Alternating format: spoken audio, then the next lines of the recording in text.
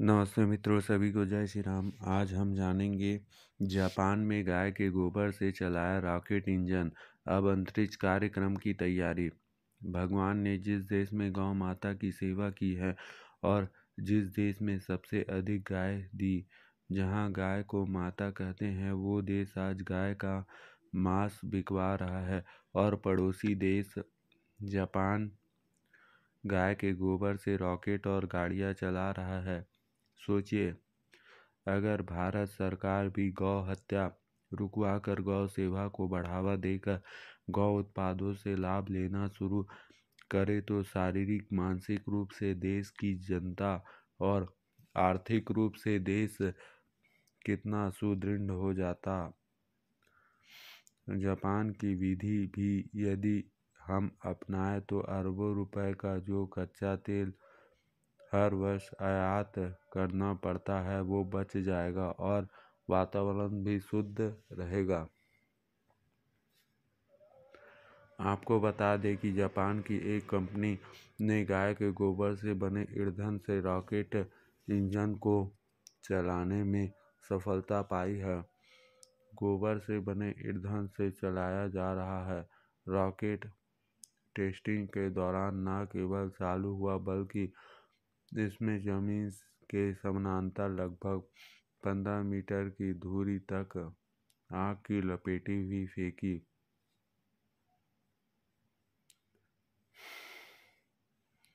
अब इसे विकसित करने वाली कंपनी और बड़ा रॉकेट बनाने जा रही है। एक वेबसाइट बैरन के अनुसार जापान में एक अंतरिक्ष स्टार्टअप इंटरस्टेलर टेक्नोलॉजीज कंपनी ने यहां रॉकेट बनाया है। इसका प्रायोगिक टेस्टिंग जापान के ताइका शहर में की गई।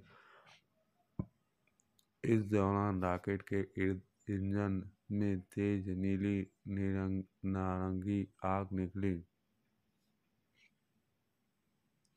आग की तीव्रता का अंदाजा इस बात से लगाया जा सकता है कि जमीन के समानांतर लगभग 10 से 15 मीटर 30 से 50 फीट की दूरी तक इसकी लपेटें निकलीं। रॉकेट की प्रायोगिक टेस्टिंग में जो ईंधन इसमें डाला गया था वह बायोमीथेन था। इस पूरी तरह से गाय के गोबर से बनाया गया था। इस गोबर को स्थानीय गाय पालकों के पास से खरीदा गया था और फिर उस गैस बनाई गई थी जिससे यह ईंधन विकसित किया गया। इंटरस्टेलर टेक्नोलॉजीज के CIG ताकीहोरा इन गांव में इस विषय पर कहा, हम यह मात्र इसलिए नहीं कर रहे हैं क्योंकि यह पर्यावरण को फायदा पहुंचाता है, बल्कि इसलिए भी कर रहे हैं कि क्योंकि यह स्थानीय स्तर पर बनाया जा सकता है और सस्ता है, साथ शुद्ध है, साफ है। हम यहाँ तो नहीं कह सकते कि यह विधि पूरी दुनिया में बड़े स्तर पर अपनाई जाएगी, लेकिन हम पहली ऐसी निजी कंपनी है जो इस ईंधन का उपयोग कर रहे हैं। इंटरस्टेलर ने एक अन्य कंपनी एयर वाटर के साथ एक समझौता किया है। एयर वाटर कंपनी उन किसानों से बायोगैस एकत्रित करता है जिसके पास डेयरी फार्म है और वह इसमें पाली हुई गायों के गोबर से बायोगैस बनाती है। इस प्रयोग से जुड़े एक इंजीनियर तोमोहिरो निशिकावा ने कहा,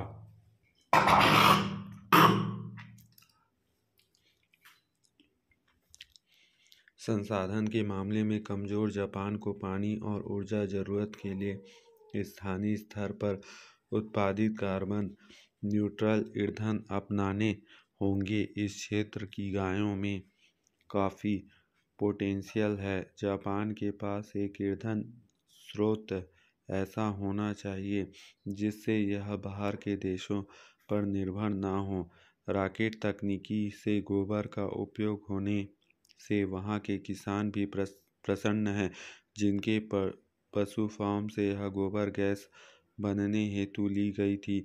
उनका कहना है कि उससे ली गई गोबर गैस से रॉकेट को उड़ता देखना सुखद होगा। उन्होंने जापान सरकार के इस विषय में कदम उठाने की अपील की है। भारत सरकार को भी इस जापानी कंपनी से प्रेरणा लेकर भारत में गौ हत्या रुकवा कर गौ माता के दूध, घी, मूत्र और गोबर का उपयोग करके देश और देशवासियों का भला कर सकते हैं।